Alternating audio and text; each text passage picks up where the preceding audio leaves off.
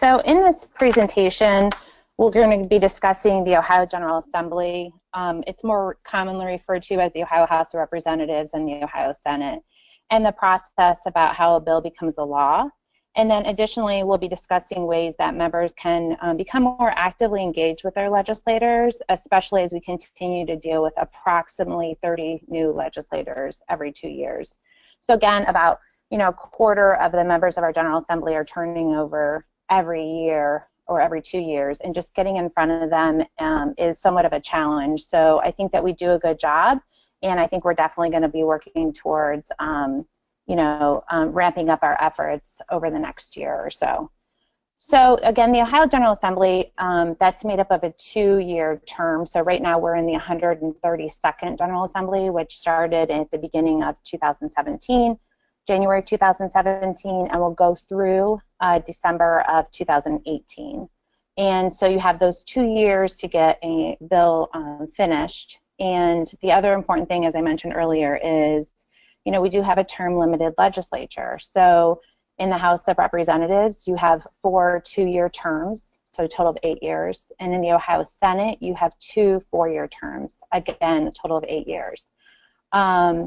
And term limits have really led to a decrease in the amount of historical knowledge. And so, before term limits, certain things like scope of practice issues and other things were not on the table.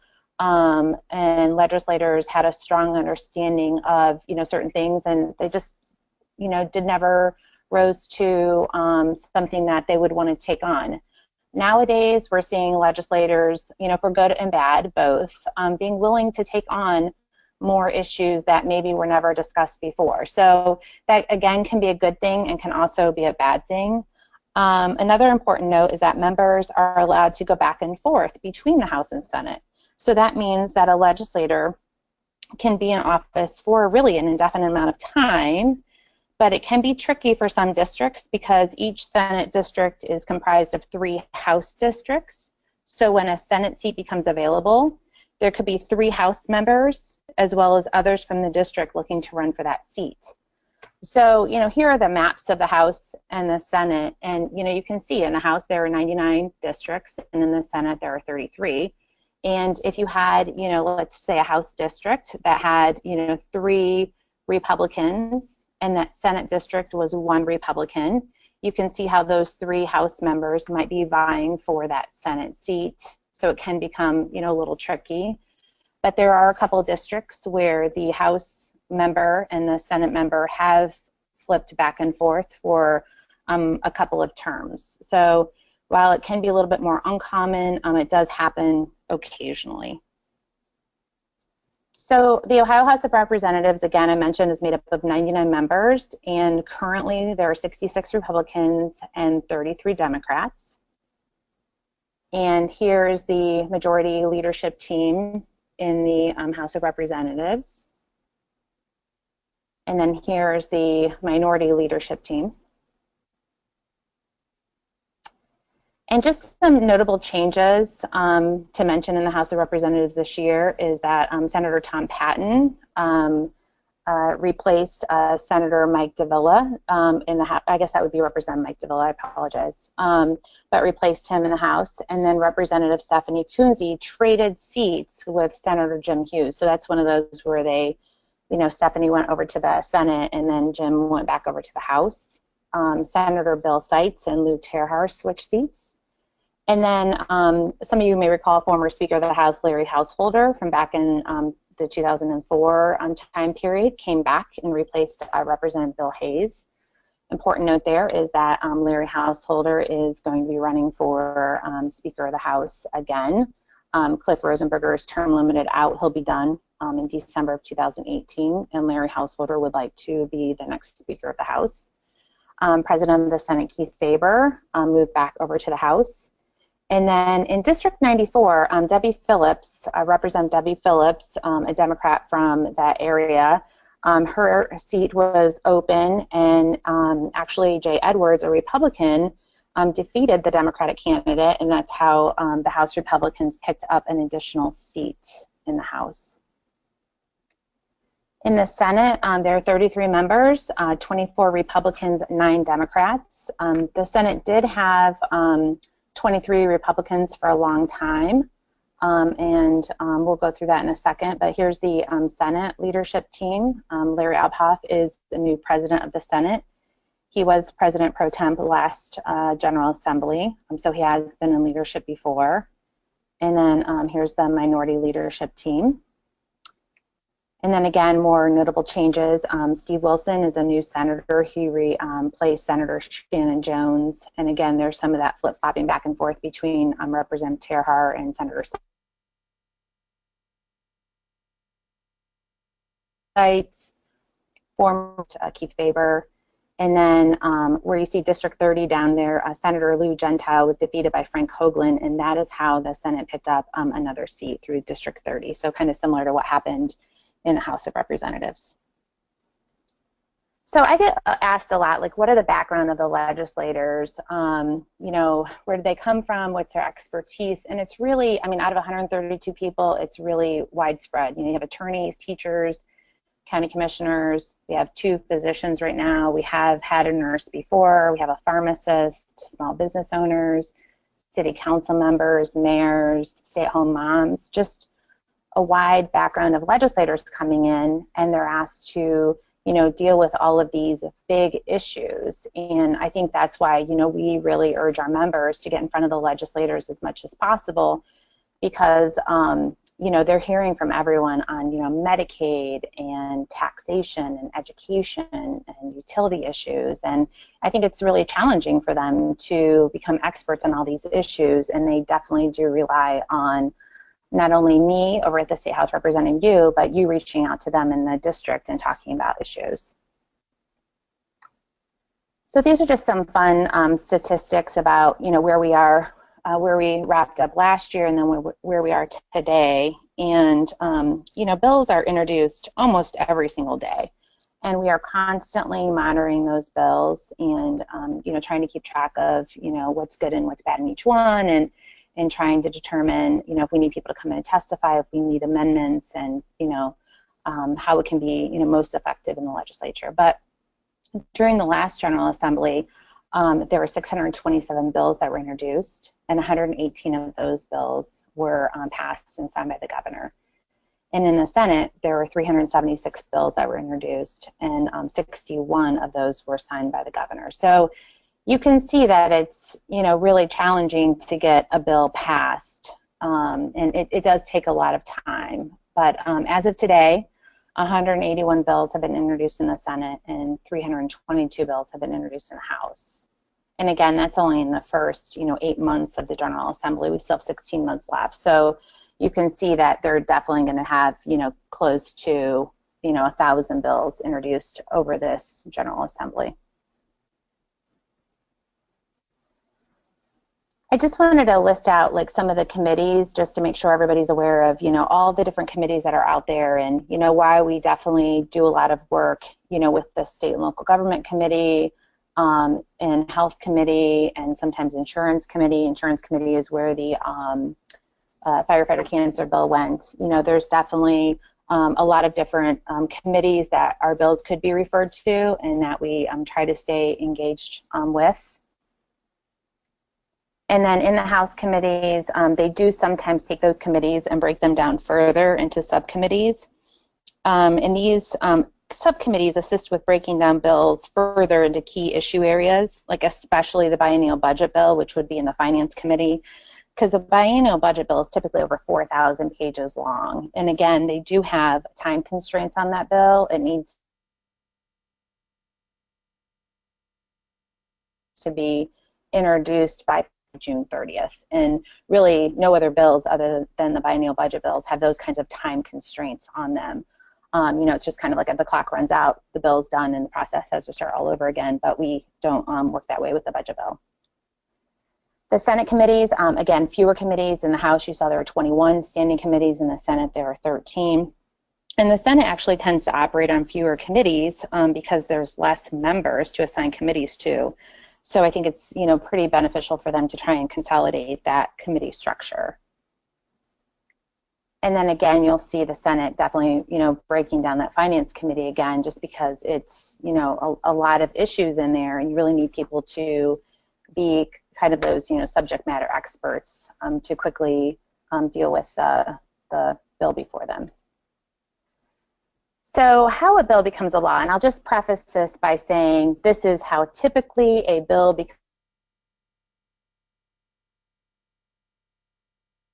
a law, or how a bill, moves, but it's not common. So this is generally, if we have a bill that's introduced, this is, how it's going to move forward. So it's an idea is brought forward from either a constituent's idea, maybe a media story, or I think we're seeing a lot now, like a trend in another state, especially from trade associations, you'll see that. And, it used to be something would come forward and they'd be like, well, 48 other states have adopted this and Ohio hasn't. So you do see that coming up every now and again, but typically, that's coming forward from, something that's happened with a constituent or, again, something in the media. So this idea then is taken by the legislator to the Legislative Service Commission, or referred to as LSC. You'll hear that a lot. And that's a bipartisan group that's charged with drafting the legislation and just making sure that everything in there is harmonized with the current Ohio Revised Code. And then, that bill will go through several drafts before introduction and before it starts even moving through the committee process. And, rarely would a bill be drafted and not have any changes. It's just not very, common for that to happen. And typically, you want to get the bill right when you have it drafted. And then, you can amend it moving forward, but it's always best to have the bill that's introduced, being as almost correct as possible if that's achievable. So then after the draft is complete, the bill is introduced in the House or the Senate, depending upon, where you're starting. And then it's sent to the Rules and Reference Committee. And that Rules and Reference Committee is in charge of determining what committee it's going to be referred to, again, depending upon the subject matter of the bill. So then hopefully the committee hearing process starts to have a sponsor testimony. Now, any additional testimony from there is not guaranteed, but at least you're guaranteed the opportunity to have sponsor testimony. And sponsor testimony is where the sponsor of the bill will come in and, present their bill to the members of that committee. And typically interested parties who are working with the legislator on the bill will provide information and data to assist them when they're preparing their testimony. So then after sponsor testimony, there's proponent testimony, and then opponent and interested party testimony. If a bill is moving quickly, there might only be 1 to 2 hearings for all testimony. And those are really going to be your highway naming bills, license plate bills, things like that. Most bills take longer to get. And then, when anyone's interested in providing testimony on behalf of the association, we definitely will work with that individual and on the drafting process and, everything that goes with that, scheduling meetings, drafting, submitting testimony, helping to answer questions, any of that we can be helpful with. So as we're moving through this process, there are many opportunities to be engaged. So again, there's proponent, opponent, interested party testimony. Sometimes going back and forth with testimony all the time isn't very productive, so there'll be a lot of interested party meetings. And that's we'll be asked to come in with everybody else called IPs and sit down with them and the legislators and start really negotiating the different provisions of the bill, hopefully to get things moving when they're kind of stalling. Additionally, we'll have one-on-one meetings with legislators and key staff, just, explaining our sides of issues and working through things that way. If we have a controversial bill, it will require some building coalitions and, again, utilizing our grassroots to reach more legislators. Again, those license plate bills, road naming bills, not controversial, pass easily. Other things do take more time, and I will say that we have a really effective, grassroots effort in our organization, and we're just continuing to grow that. And I know that we're, just really good at, doing outreach quickly when needed.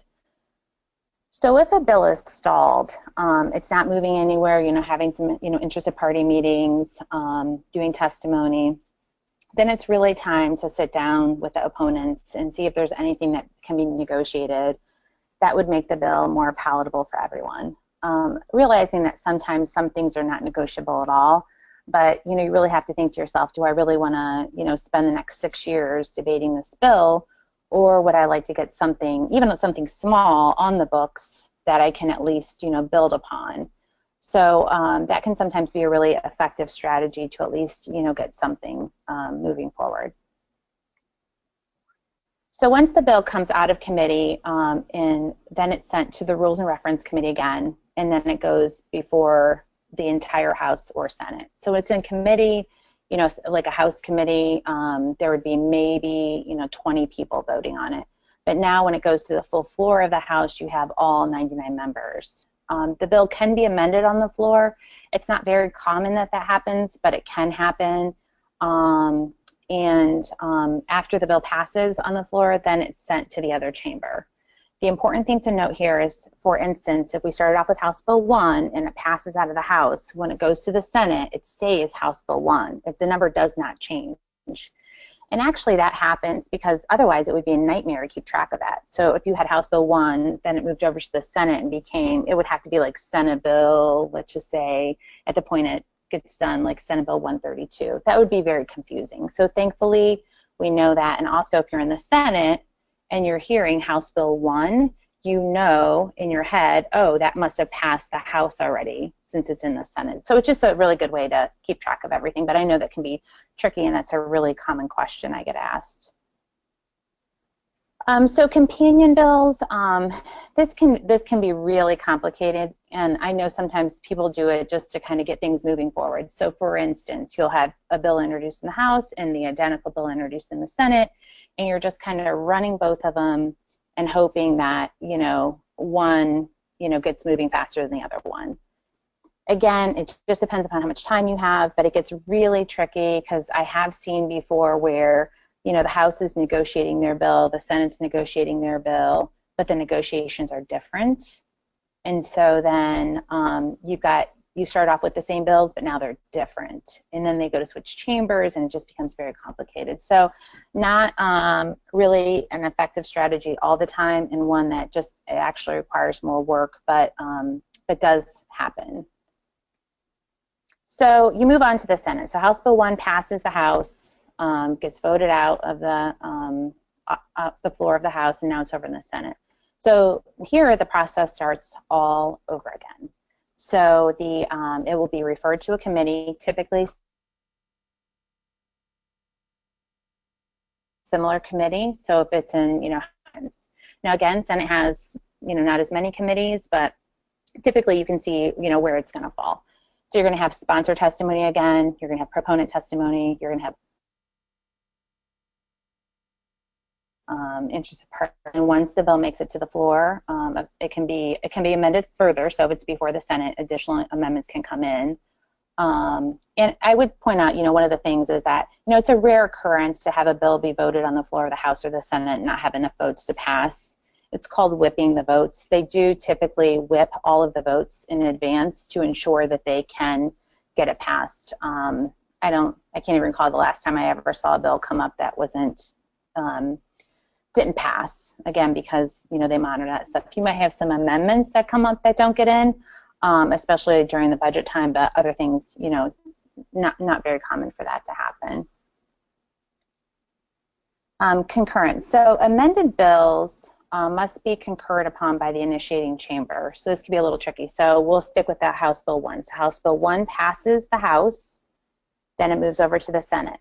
If the Senate makes any changes on that bill, the House gets to vote on those changes again. So House Bill 1 passes the House, moved over to the Senate amends it, so it would now be called amended House Bill 1. Amended House Bill 1 goes back to the floor of the House. So the process doesn't start again, it just goes back to the floor before those 99 members, and they get to vote on the changes. If they decide that they don't agree with those changes, and they vote to not concur, Then at that point, the bill goes to conference committee. And conference committee is made up of 3 members of the House and 3 members of the Senate, and they will get together and try to come up with a compromise for that bill. I have to tell you, during the budget bill, it always goes to conference committee, just because, of course, when it passes the House, the Senate always makes changes, and there it always goes. But there are a couple of bills every year that this happens to, that it will go to conference committee, but again, this is one of those things that's not very common. After the bill's passed, both chambers, conference committee, if it occurs, is over with, then the bill is presented to the governor for his signature, and he has to sign the bill or veto the bill. And he has line item veto authority on bills that contain a fiscal appropriation, so like the biennial budget bill. He can actually do line item vetoes, and he did this year. He did 47. And then the bill becomes effective within 90 days of his signature. Emergency clauses, again, those are pretty rare, but if the legislators decide that they want to put one in and they have 2/3 of a vote, they can do an emergency clause. And then from the point of a bill being finalized, if there are administrative rules that need to be drafted because of authority that's within that bill, then that process will begin again after those 90 days. And for any of you that are familiar with the administrative rules process, it can be quite lengthy and cumbersome. So I know several bills that have passed years ago, but it's kind of stuck in the rules process. And I think for some people, depending on what you're working on, it's always better to work everything out through the legislation, through the Ohio Revised Code, so that you don't have to deal with it. I think it just depends on what kind of issue you're working on. So again, just more statistics, because I just think it's important for people to see how many bills are actually introduced every year. Again, I said, it's typically around 1,000. I mean, you'll see that over the last 4 general assemblies, close to the same number every year. And again, you're seeing around 18% of bills actually being signed into law. Now, the outlier there is the 128th General Assembly. And what happened during that General Assembly is that the House was controlled by the Democrats and the Senate was controlled by the Republicans. And the House knew in the fall of 2010 that they were going to take control of the House back in 2011. And so at that point, all negotiations had ended in the House and Senate, and they decided that they weren't going to do anything further. I think it was like September of 2010 that they just kind of wrapped everything up and decided to come back in next year when the Republicans had control of the House and the Senate. So that's why that's such an outlier there. So people always ask, how meeting with legislators, what should I do? One of the things that I would say, and for any of you that met with your legislators, you know this better than anyone, talking to your legislators like talking to your neighbor. They're very down to earth, pretty easy to meet with. Again, you will sometimes have a legislator who's a little bit more challenging depending on what your issues are. But for the most part, very easy to work with. So, a couple of things, just be prepared. If you're going to be meeting with them and you're going to be talking about, certain issues that we're working on, I'll give you some tips in a little bit. But always feel free, to reach out to me. I'm happy to talk you through it, help to give you some pointers. Another thing, be on time. Really just need to be punctual. They might not be on time, but, I always think it's good that we're on time.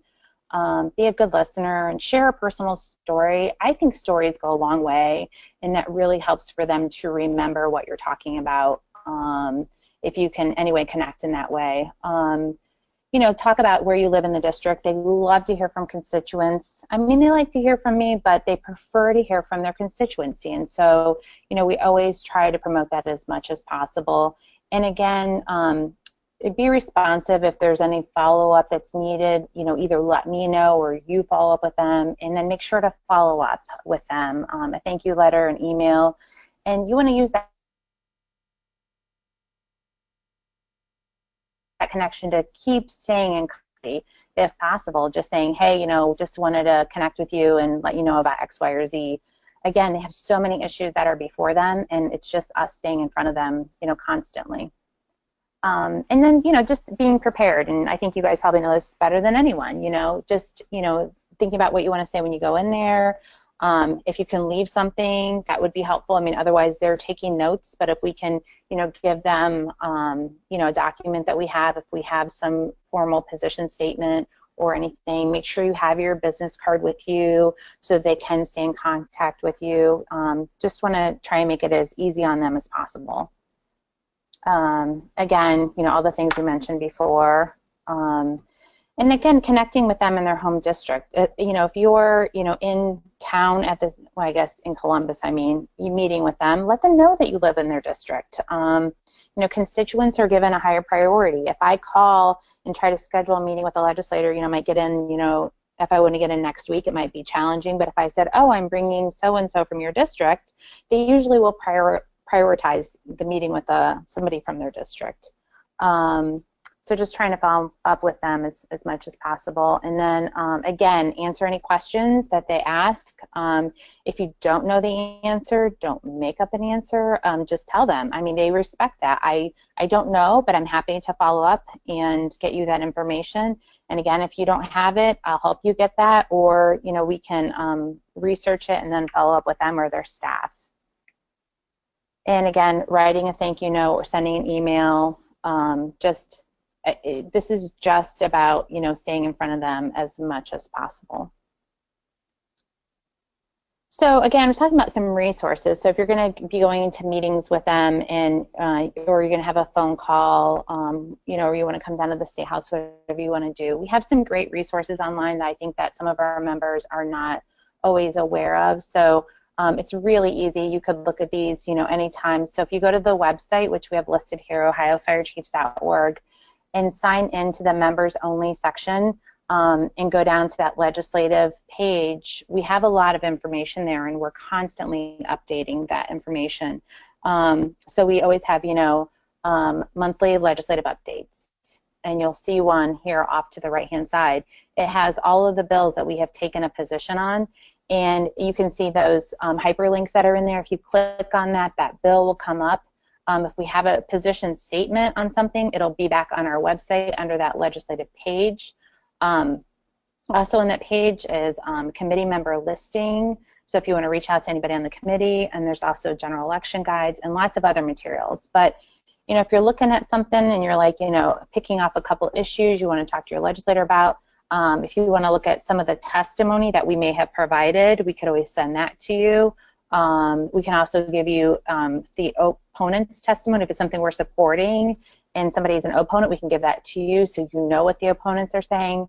There's a lot of information that's out there, and we're just willing to share as much or as little as the members want. The other thing that we do, and hopefully you've seen them, are action alerts, and we send those out sometimes just very quickly, and we need people to take action immediately.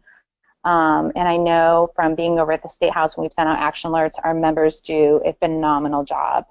Again, sometimes they're time sensitive, and we definitely appreciate it. Even on this one, you can see that we said committee's meeting today at 10. I don't know what time that was probably sent out, but it could have been 8:30 that morning.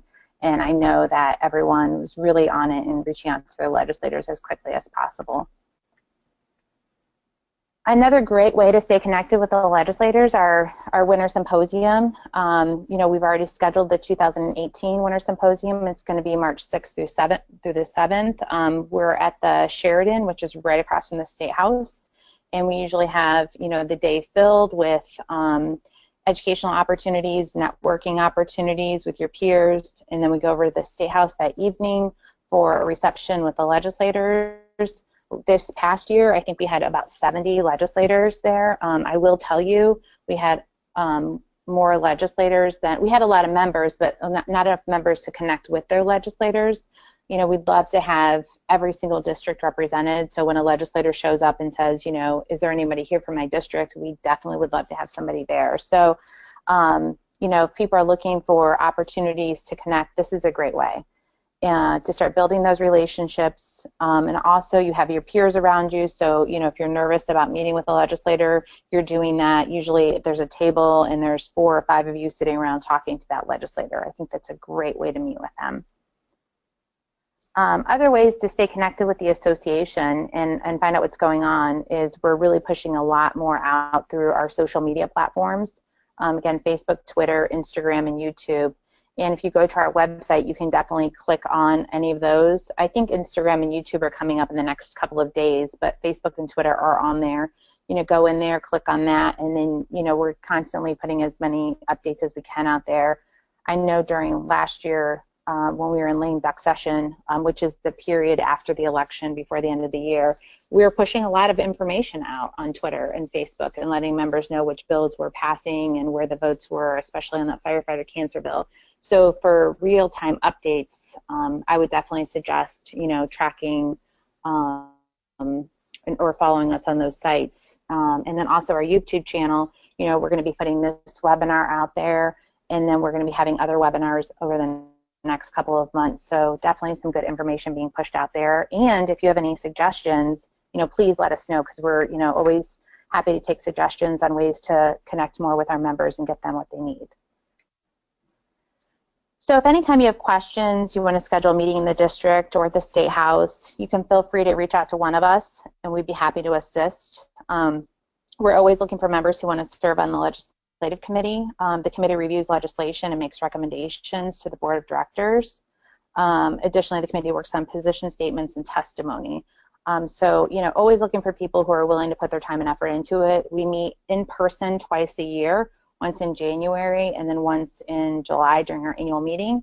Otherwise, we have conference calls the first Thursday of every month at 1 o'clock. Agendas are sent out in advance, and everyone can review the legislation, ask questions, and come up with a position to present to the board.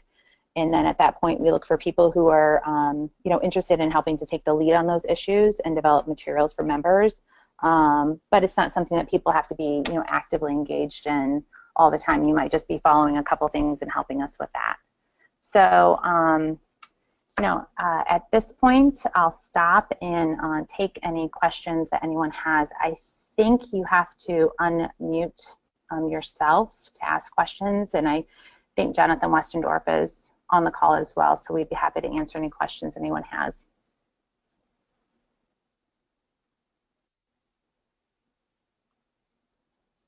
I know that one person typed in, can the PowerPoint be available on the website? And yes, we definitely put the PowerPoint on the website. I'll actually email it out to everyone that attended today's session. But then also this webinar is being recorded, and again, I'll put it on the YouTube channel so people can watch it.